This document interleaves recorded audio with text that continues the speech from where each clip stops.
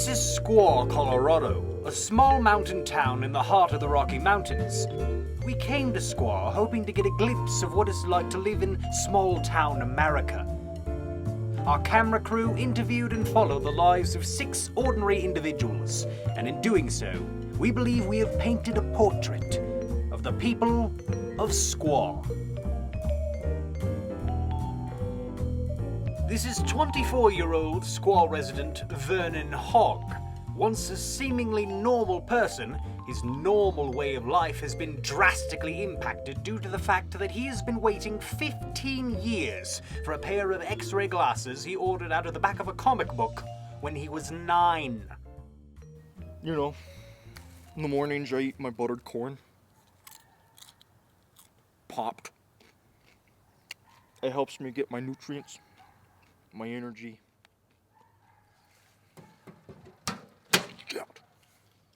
And it helps me check my mail. After 15 years of waiting by a mailbox, Vernon now has poor social skills and finds it difficult to carry out normal conversations.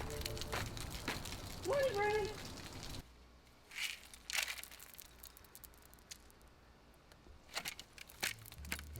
These are twin sisters and local librarians, Brooke and Lorna Elliott.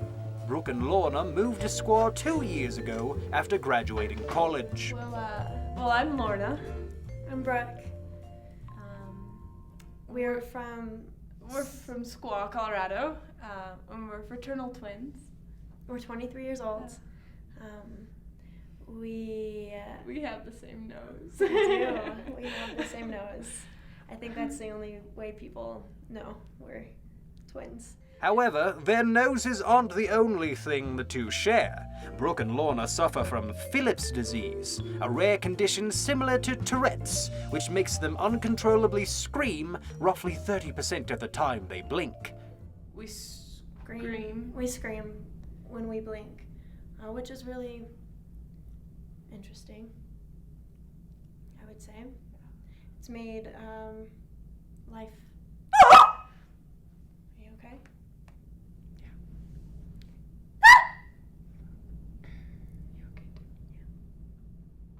Once when I was about 5, our mom took us out for ice cream, and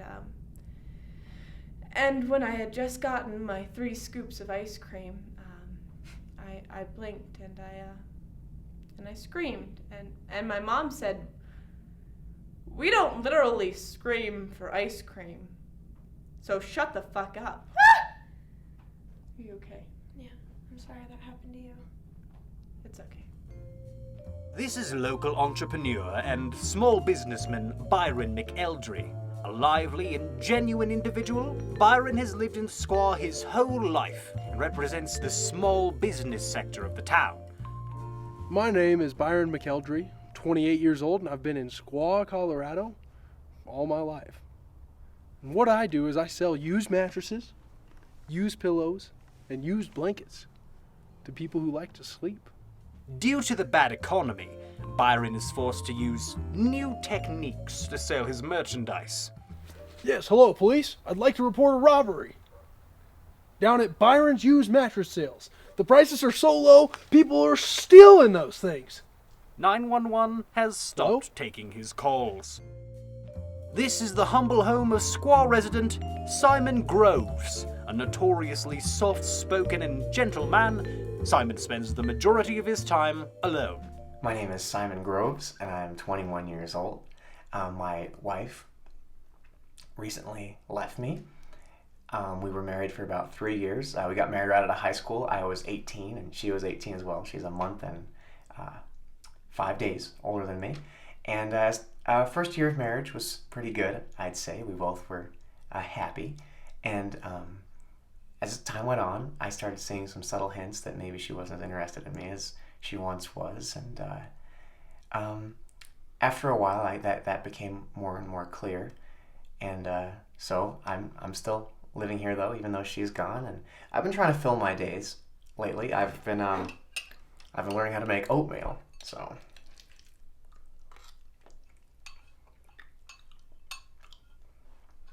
too much salt. It was cold too. Made it a while ago. At the local high school, we meet technology teacher Matt Hughes. Though now a normal, productive member of society, Matt has quite a storied past. My name is Matt Hughes, and for the past 5 years, I've been working at Squaw High School. I've been doing what we used to call it industrial education, but now we call it technology. So I'm a technology professor at Squaw High. But before that, I had a, well, I guess I should just cut through and tell you honestly, I had a substance abuse problem. I was married at the time, and I was married once or twice, and it just seemed to be getting in the way of relationships, and it seemed to be getting in the way of having meaningful work, and so I ultimately decided to come clean and get away from the doobies and the nose candy. Since coming clean, Matt now uses the majority of his free time as an anti-drug advocate. Matt has developed a reputation for using his own experiences to create new, unique methods for keeping kids off drugs. I wrote a story. I've shopped it around, but so far nobody's picked up on it. But it's a very good story, and I read it as a part of my very special program. I'd like to read it to you if that's okay. Once upon a time, there was a fox named Willie. The fox named Willie loved to run and play and smoke crack. But one day, the fox named Willie decided to get really strung out. And the fox named Willie did so much crack that he spent all his money poorly on fast food and cheap hookers. Back at the library, Brooke and Lorna discuss the difficulties of living with Phillips disease. Well, Phillips disease kind of affects our relationships, I'd say. Not always in a positive way. No. Not ever really in a positive way. Men don't really like it when you scream at them. Excuse me. I'm looking for a book on art theory. It's art is my major, and I'm looking for a place to find it. It doesn't seem Due to their disease, Brooke and Lorna often develop new techniques to control their blinking.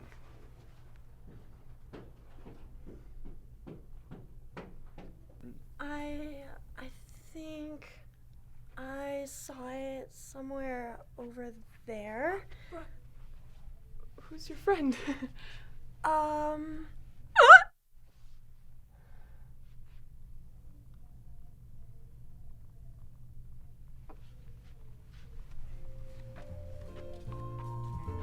Meanwhile, Simon speaks to us on the difficulties of going through a divorce and also introduces us to his good friend and new roommate. A lot of people say that when you get married so young and it ends in divorce, that it can be kind of traumatizing because you're used to spending your life with that person. Now when they leave you, it can be really rough on you. But I have no intention of going crazy just yet. I've got a lot of life left to live with me, and I have a new roommate anyway. I'll introduce him to you. This is Cracker Jack. Say hi, Cracker Jack. He's a little bit of a goofball. I met Cracker Jack about a year ago. I was at the park and... Sorry, he's not usually so talkative. I'm talking silly. And we were at the park, and I was going by the playground, and I saw...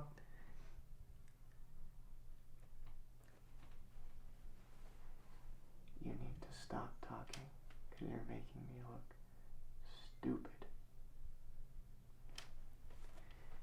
And we've been friends ever since. I'm talking.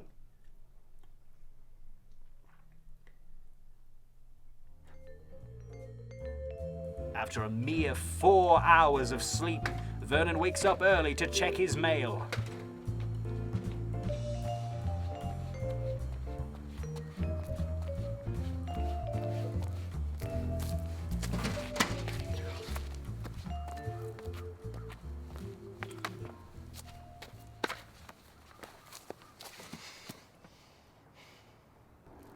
Morning, Vernon. After being frustrated by his neighbor, Vernon displays his true colors. Still waiting on that package?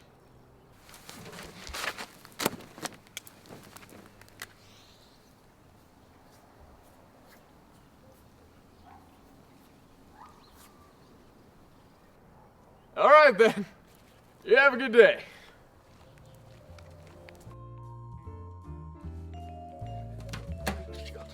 At the high school, a student is sent to Matt's office after being caught with drugs. Hanson, we know why you're here. There's no point in not admitting it. You've been dabbling with things and in places where you shouldn't be going, and I have a little friend. Actually, I have two little friends under the table that want to have a conversation with you about your flirtation with illegal substances. I have some methods for working with students, and I think that are, well, how shall I say, unique. This friend's name is Mark, and this friend's name is Mr. Mistake. I'm kind of an outlier, and I do best with outliers. Say, would you like to follow me down to the gas station? I've got something I would like to show you. Oh, gee, Mr. Mistake, I don't know if I can. I'm in trouble for stealing all of my sister's lunch money to buy some really good weed. And I think it's a very special thing that I do, and this entertainment that I provide them. I think, well, as a matter of fact, I more than think, I'm actually applying for a federal grant. There's this federal drug prevention money that's there, and I think that I could take my methodology out on the road and really make an impression on the world. Being an ex-drug addict, Matt believes he can create realistic scenarios with his sock puppets. Mr. Mistake pulled out a big bag of stinky weed and a little baggie full of booger sugar.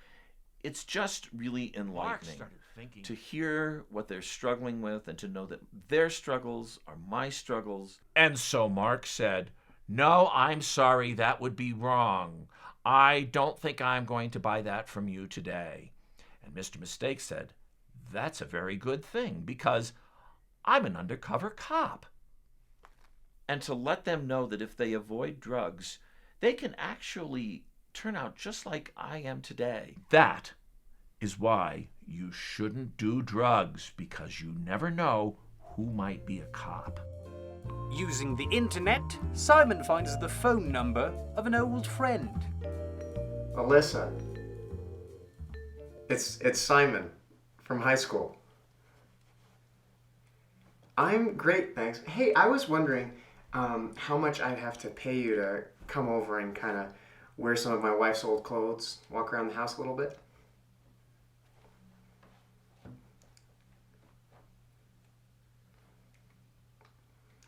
I don't think she's coming over. After a series of slow business days, we check back in with Byron to learn that he is selling an exciting new product. The used mattress sales industry isn't what it used to be, so people have got to get creative and come up with new products. And I'm getting ready this afternoon to pitch it to a big group of investors. So be ready. Ladies and gentlemen, absolutely thrilled to have you here today. Byron from Byron's Used Mattress Salesman. You know we offer used mattresses at quality prices, blankets and pillows, anything you need. Today, I'm here to talk to you about a wonderful new product. Now, the most important thing about sales is you gotta be likable. You can't come off too scary. Are you taller than me? I think you are. In fact, sit down. Sit down! Why are you still standing? Sit down! Sit the fuck down! After a small hiccup, Byron continues his pitch. Now, Byron is an absolute lover of the feminist regime. Women's rights, women's voting, African American women, bring it all together. I'd like to talk about a new product here. Everything's already been invented. So you have to find two things that are already working and put them together to come up with something new. Now, birth control. What a wonderful thing. Granola, another lovely thing. I'd like to introduce Byron's new product, Granola Flavored Birth Control. For hundreds of years, women have had to endure the awful taste of birth control. Have you ever tried birth control? I have. It's awful. So now I've come up with granola. Realizing that some individuals will doubt his new product, Byron tries to deal with the situation in the most mature way he knows how. Does it work? Get the fuck out. Get the fuck out. Now, when you're selling things to ladies, you gotta be delicate. You gotta handle them delicately. Does it work? Does it fucking work? You don't come back to me when you're knocked up in 5 months and ask me if it works. In fact, come back to me in 5 months after you've been stuffed like a turkey and say, hey, can I have some more of your birth control? That tastes like granola. Due to the frustration with declining sales, Byron is starting to get a reputation as someone with an anger issue. And you're wondering, what the fuck? I should have taken some of his birth control. Then we can talk and see if it works. Byron insists that it's just being a good salesman. Do either of you two dipshits want to buy my fucking product? As a man at his last wit's end, this is what I got. Back at his home, Simon discusses the pros and cons of living with Cracker Jack. I'd say we're just like any other roommates. We play games. We get wild sometimes. We get into squabbles. Eat your vegetables. I know that's from that Will Smith movie. He's a fine black actor. I could have just said act. He's an actor. It doesn't have. I don't have to say he's black. But I'd say we were able to resolve it most of the time. Wouldn't you, Cracker Jack?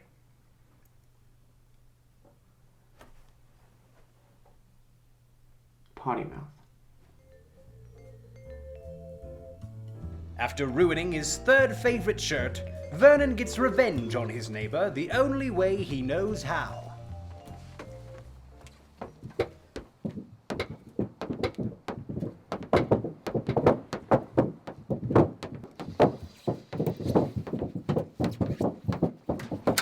Vernon, what are you doing?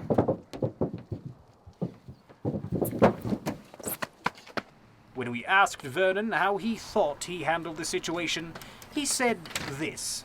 Poorly. I handled it very poorly. But I handled it like a man. Upon realizing his new product isn't selling, Byron decides to go undercover. Now, being a used mattress salesman is all about people skills. You gotta know when to talk to people, when to stop, and how to approach them. Hello, ma'am. I, too, am a lady. Notice my hat, my voluptuous breasts, my badonkadonk booty? I am the same. Yeah. And if there's one thing I love about being a lady, it's having unprotected sex. Frivolous, careless sex. And granola. That's why I've created my new product, granola flavored birth control. Would you like to try some? No, thank you. After another failed sale, Byron tries to keep his composure. Why will nobody buy this? Byron will just have to try another day. You know what? I wasn't even a lady! Back at the high school, the same student is sent to Matt's office after being caught with marijuana. Now, Hanson, listen to me. No, listen to me. Listen carefully. I don't want to see you in this office again. There's no reason for you to be dabbling in drugs. You don't need to have drugs to make you happy. Look at the animals out there. The animals don't need drugs to make them happy. Squirrels don't need to have drugs to make them happy. They just go around looking for their nuts all the time.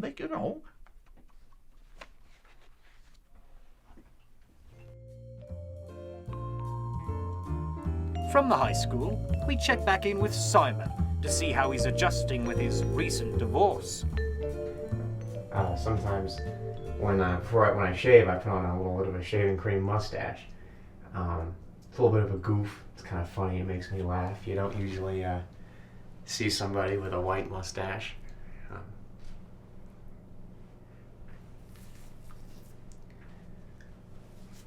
If you see her, don't tell her I did this because she won't come back.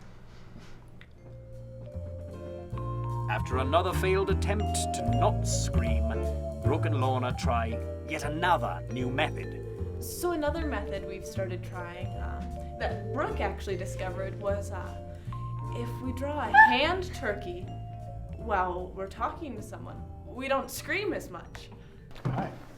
How's it going? Mm,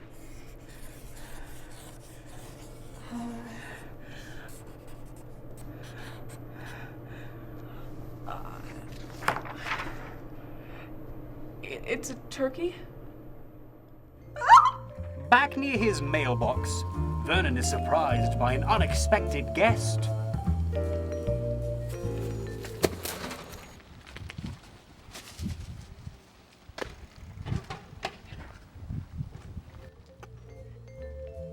Later, we head back to Simon's to discover that he has prepared a special surprise. Cracker Jack and I recently wrote a song together about friendship and sticking together even through the hard times, and for you, like keep trying instead of just taking off and leaving. And this is a song that we wrote about it. Ready, Cracker Jack? Good. Well, this is my pal Cracker Jack, and he's my best friend, and that's a fact. And we will always stick together, even when there's stormy weather. Go, Cracker Jack!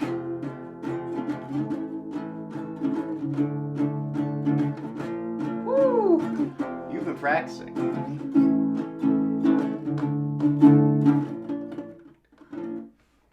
I know I meant. If you hadn't said anything, they wouldn't have noticed that I messed up.